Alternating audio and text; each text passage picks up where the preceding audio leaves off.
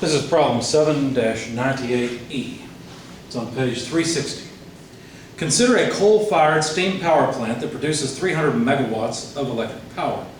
The power plant operates on a simple ideal Rankine cycle with turbine inlet conditions of 700 psia, 800 degrees Fahrenheit, and a condenser pressure of 3 psia.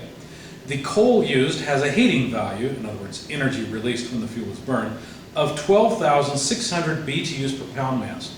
Assuming that 75% of this energy is transferred to the steam in the boiler, because the boiler may not be 100% efficient, and that the electric generator has an efficiency of 96%, determine A, the overall overall plant efficiency, the ratio of net electric power output to the energy input as fuel, and B, the required rate of coal supply in tons per hour, where a ton is, of course, 2,000 pounds mass.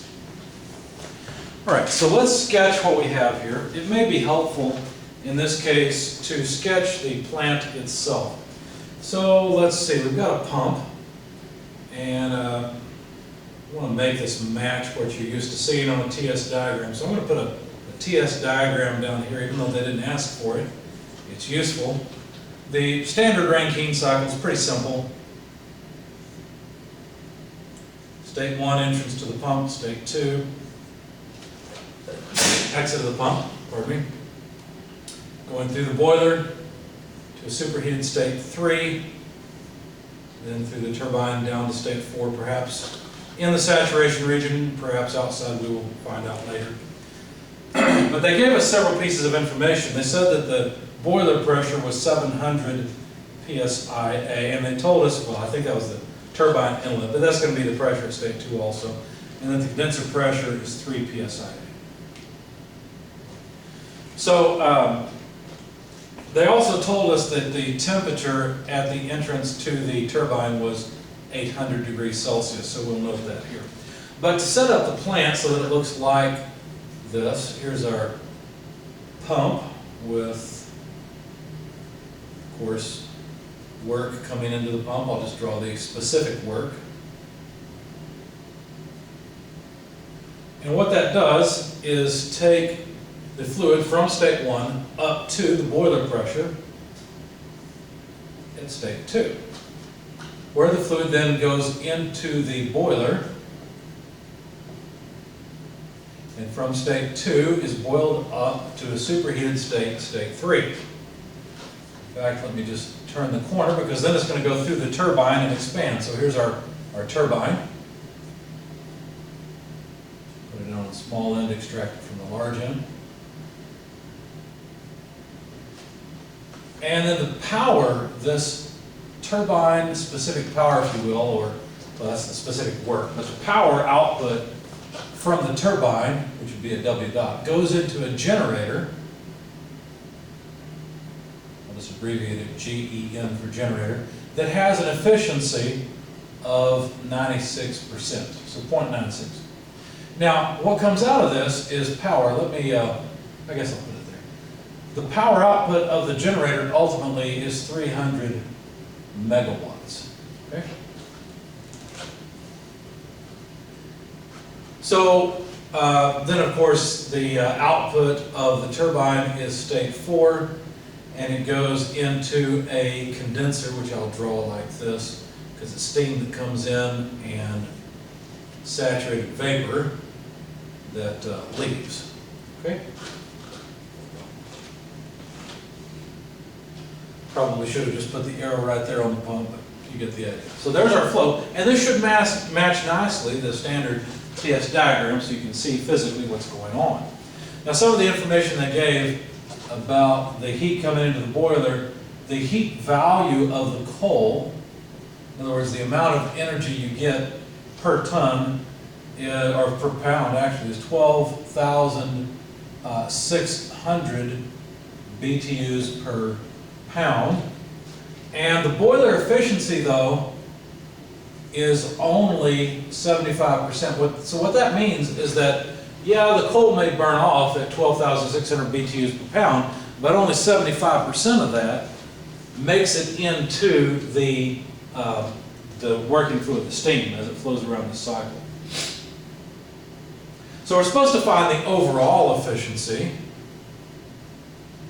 And what that would be would just be the actual electrical power out over the heat flow rate of coal. Okay, that's the overall efficiency, and that's what we're trying to find. And of course, we'd like to know the mass flow rate of the coal as well, or the fuel. So these are our goals. So I'm going to approach this a little differently than I normally would. Normally I'll just go around and solve the entire cycle. But let me start by just trying to answer the question. Let's just figure out what these things would be. The electrical power output is known, so that's no problem. How about the coal flow rate? What would that be, or the heat flow rate from the coal? Well, that would be the mass flow rate of the coal times the heating value of the coal, right? So if I knew the mass flow rate of the coal, I'd be done because I've got the heating value of the coal. So that brings me back to trying to find the mass flow rate of the coal. Now notice, I need to do some work here because this electrical power output is in SI units. I'm mainly working in English units, so I'd like to convert this. So let's go ahead and do that from the get-go. So let's see, there are 0.7068 BTUs per second for every 745.7 watts. And that takes care of the watt side, not the mega, the 10 to the 6th. So this comes out to about 2.8435, if you want that many places, times 10 to the 5th BTUs per second. Okay? So now I've got the actual power output in English units so that the heating value of the coal and mass flow rate can be in English units as well. Now, to kind of step through this, I'm going to have to solve the cycle because solving the cycle will allow me to calculate the actual heat flow rate in. I can use the 75% efficiency then to back calculate the mass flow rate of the coal. So I'm going to need to know the net power output of this cycle.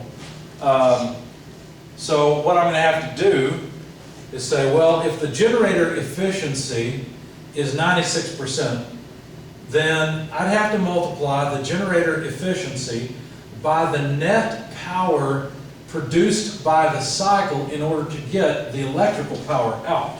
Okay?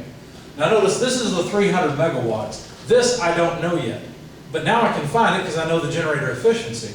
So the, let's see, this is getting a little messy.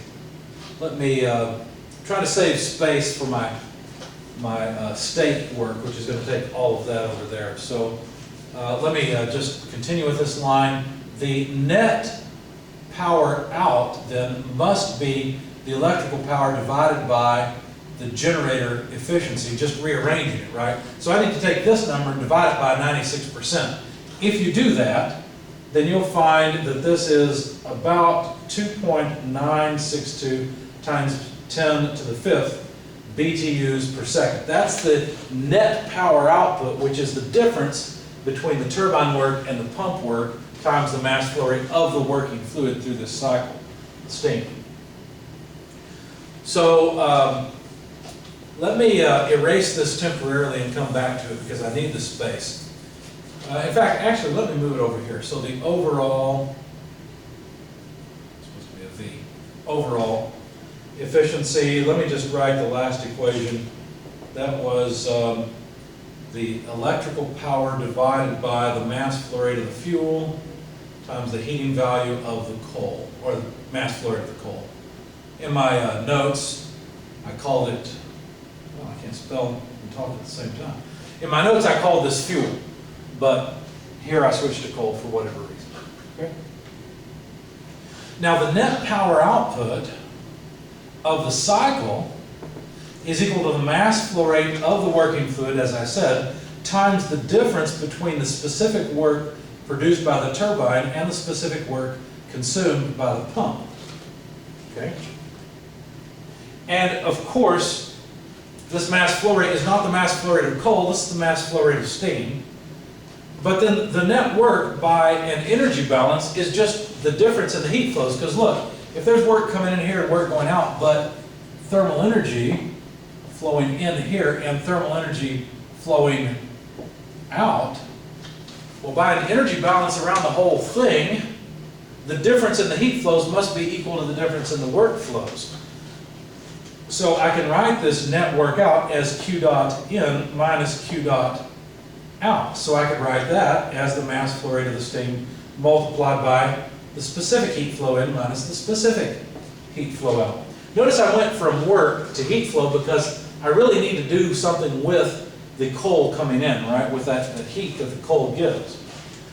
So I'm just writing it a couple different ways to decide which way I want to go. So let's expand Q in and Q out. Well, Q in occurs from 3 to 2, right? That's what changes the state from state 2 to state 3. So this would be H3 less H2. That's Q in.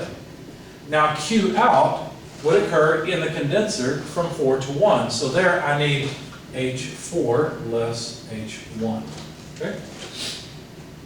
In other words, if I just go through and solve the whole cycle, I'd get H1, H2, H3, H4, and I could find the net work output from which I could also get Q dot in, Q dot out, and I should be able to back that through the boiler efficiency to come up with a mass flow rate of the coal. So I can't get by without solving all the states. State 1 is pretty easy. If I look at the state diagram, it's on the saturated liquid line. So the quality in state 1 is 0, and I know that the pressure in state 1 is 3 psi A. Now these two pieces of information together are enough to give me H1, which is the enthalpy of saturated liquid at 3 psi A. If you look that up, you'll find that it is 109.39 BTUs per pound mass. Now that's a useful number. I need enthalpies. So there's the first one. The specific volume in state 1 I will need in order to use the pump work to move to state 2. So the specific volume in state 1 is the specific volume of saturated liquid at 3 psi again, and that is 0.0163 cubic feet per pound mass. Remember, this is the inverse of density, okay? So then, to move from state 1 to state 2, I will use an isentropic pump work equation that says I can calculate the specific pump work as V1 P2 less P1. Well, that's easy. 0.0163 cubic feet per pound mass. P2 is, let's see, 700 psia. P1 is 3 psia. And so now, notice that my units are cubic feet psia per pound mass. Now, that's not what I'd like. I'd like to have BTUs per pound mass, so I need to convert the psia times cubic feet into BTUs. So I'm out of space here. I should have shifted it over a little bit. I tell you what, let me pre-multiply my conversion factor. How's that? There is 1 BTU per 5.40395 psia times cubic feet. So the psia cubic feet go away, and we'll have BTUs per pound mass. So the specific pump work comes out to about, it's supposed to be a tilde, 2.102 BTUs per pound mass. Now, of course, this is equal to H2 less H1, so I can calculate the enthalpy in state 2 as the enthalpy in state 1 plus the specific pump work. Okay, so H1, 109.39, specific pump work, 2.102. I'm not going to write it on the board because I'm trying to save space. Here's the result. The enthalpy in state 2 is 101.49 BTUs per pound mass. And that's another enthalpy that I need. Okay? Now, state 3, notice that we're given everything that we need to know about state 3. We're given its temperature and its pressure. As a matter of fact, if you look up either one in the saturated tables, what you'll find is that they don't match, right? That is not a saturated pressure temperature pair. So it leads you toward the superheated tables, because if you look up a pressure of 700 psia, you'll find that the temperature has to be a lot lower in order to be saturated. So since the temperature is high, that suggests that we're in the superheated region. If you look up the temperature, what you'll find is that the pressure has to be much higher in order to be in the saturated region. So the pressure is too low, and therefore it's in the superheated region. So we'll just go directly to the superheated tables. And given that the pressure in state 3 is 700 psia and the temperature in state 3 is 800 degrees Fahrenheit, that allows us to look up those two numbers and find the enthalpy in state 3. That comes out to 1402.9 BTUs per pound mass. Notice I'm in the superheated tables. Now while we're there, we need to look forward to state 4 because the entropy in states 3 and 4 are the same. So let's pick up the entropy in state 3 while we are right here at 1.6145 BTUs per pound mass per Rankine. And that way we can move to state 4 with the realization that S3 equals S4. That's the key piece of information about this. It's isentropic. The key over here is that it was isentropic as well, but we used an isentropic pump work equation to move this between states 1 and 2. So if S3 equals S4, pardon me, then the entropy in state 4 is 1.6145 BTUs per pound mass per Rankine. The pressure in state 4 we know is 3 psia because we are back to the condenser. And so we can look at 3 psia and figure out if S4 is more than Sg or less. In fact, it is less than Sg, so that means that we are inside of the vapor dome. We have a saturated vapor-liquid mixture. And so we need to calculate the quality in state 4. So that would be the entropy in state 4 less the entropy of saturated liquid at 3 psia divided by Sg minus Sf. Now I am running out of space here. You guys are becoming experts at this, I hope. So in your book, look up Sf and Sg at 3 psia. You know that S4 is just this number right above, because it's the same as it is in state 3. And so you should be able to come up with a quality of about 0.8388, or in other words, 83.88%. What that means is that almost 84% of the mass in state 4 is in the vapor phase and the rest is in the liquid phase. That then allows you to calculate the enthalpy in state 4 as HF plus X4 HFG. So again, look up HF and HFG at 3 psia, plug in the quality that we've just calculated of 83.88%, and you can calculate that the enthalpy in state 4 is about 959.22 BTUs per pound mass. Okay? Now, once you do that, then you have found all of the enthalpies. We have the enthalpy in states 1, 2, 3, and 4. And now we can answer this question. Notice the unknown here is the mass flow rate of the working fluid. And so what we need to do is rearrange this equation and say that the mass flow rate of the steam is the net power output divided by H3 less H2 minus H4 plus H1. Okay? Now again, I'm out of space, so I'm not going to plug in all the numbers. You should. You've got H3. That's here. You've got H2. That's right here. You need H4. No problem. It's right there. And you need to add H1, which is right there. Also, the net power output we know is 2.962 or so times 10 to the 5th BTUs per second. So if we have something that is, let's see, BTUs per second in the numerator divided by BTUs per pound mass, hopefully you see that the BTUs cancel, and this is pounds mass per second. So those are the units of our mass flow rate, which is what we need, is pounds mass per second.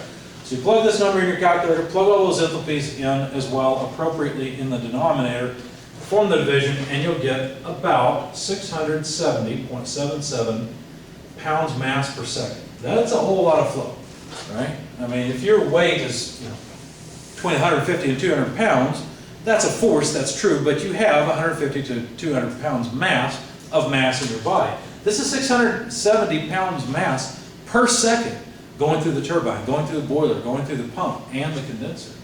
Okay? Each one of those experiences that flow rate. So now that we've got the mass flow rate of the water, what can we do, or of the working fluid? Well, now we can calculate the rate of heat transfer into the boiler, right? Because we know that this mass has to pick up heat in order to do work. So that's simply the mass flow rate times the enthalpy change across the boiler, H3 less H2. This is a little smaller. I think I've got the space, so I'll plug it in. So the mass flow rate, 670.77 pounds, pounds mass per second, times, well, it looks like I might run out of space after all. Let me cheat just a little bit. There we go. Now we've got space. So H3 is what I really need. It's 1402.9. H2 I also need, and that I don't think I've erased. There it is. Stare me in the face. So 111.49. These are both BTUs per pound mass. The pound mass go away. We've got BTUs per second. And this comes out to a heat flow rate into the system of about 866,238 BTUs per second. This is a heck of a heat flow rate, okay?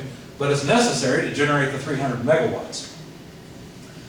Now this is the actual heat flow rate into the boiler. Let me erase some of this so that I can explain what's going on. As a matter of fact, let me erase most of this because we're almost to the point where all we care about, well, I shouldn't have erased that. The boiler efficiency is what, 75% I think it was? So this heat that I basically, when I burn the coal, right? When I burn the coal, I can write all those numbers down in a minute. When I burn the coal, not all of the heat from the coal goes into the boiler. Some of it just goes off to the atmosphere. As a matter of fact, only 75% goes into the boiler. The other 25% goes off to the atmosphere somewhere. It's lost. Now this is not very good. We'd like to have a much higher efficiency, but this is what we're stuck with for this problem. So the actual flow rate into the boiler, this stream right here, that's the Q dot N that I just calculated. So if Q dot N is this much, but that's only 75% of this,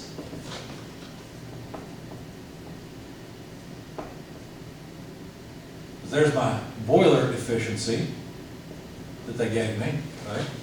Then can't I calculate the heat transfer or the heating effect, the heat transfer rate from the coal as Q dot N over 0.75. So if I take this and divide it by 0.75, I'm going to get a bigger number, and that's the heat flow rate of the coal. Now at this point, I could go ahead and do this and figure out what the heat transfer rate is of the coal, but that doesn't really matter because what I really need is the mass flow rate of the coal. I keep moving this around. So rather than going this way, why don't I just use this fact? As a matter of fact, the mass flow rate of the coal multiplied by the heating value of the coal would be equal to this, right? That's the heat transfer rate from the coal. But only 75%, or the efficiency of the boiler, comes in as heat transfer, right? This is the heat transfer rate into the boiler. I know that number, but it's a result of all this. So if what I really want, let's see, how did I go about this? Well, I just solved for the mass flow rate of the coal. I could have made it a little more clever, but I didn't. Anyway, it doesn't matter. Let me jump down here temporarily because I want to use this equation.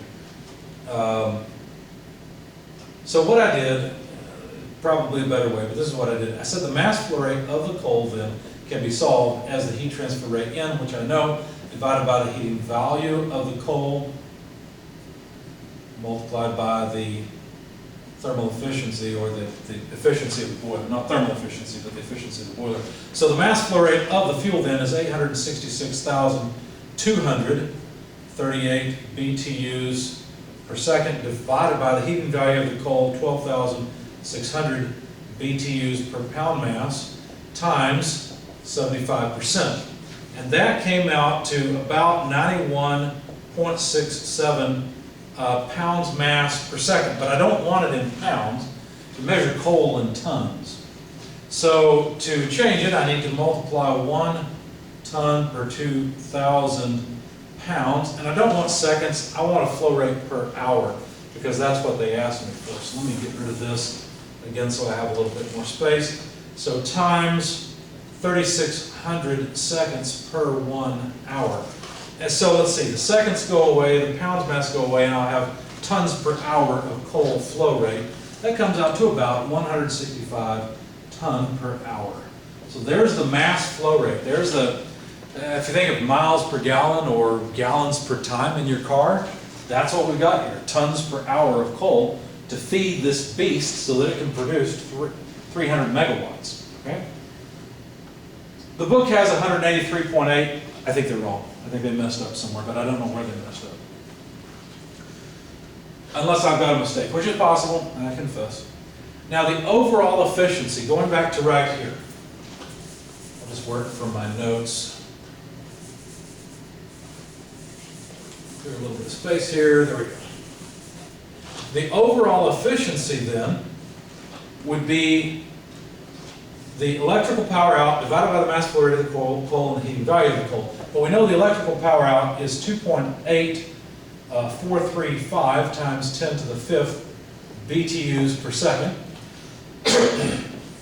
The mass flow rate of the coal is 91.67 pounds mass per second. Those are the units I had. They work better here. Times 12,600 BTUs per pound mass for the heating value. Now let's see. Pounds mass go away, the seconds go away, and BTUs go away. Sure enough, we get something that is dimensionless as an overall efficiency, which is what we want.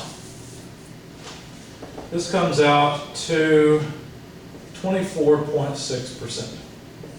Now that's not great. That means that about 25% of the coal that you pay for, you get to sell to customers. That's what it means. We'd like to pay for less coal and sell more electricity to customers. That would be ideal.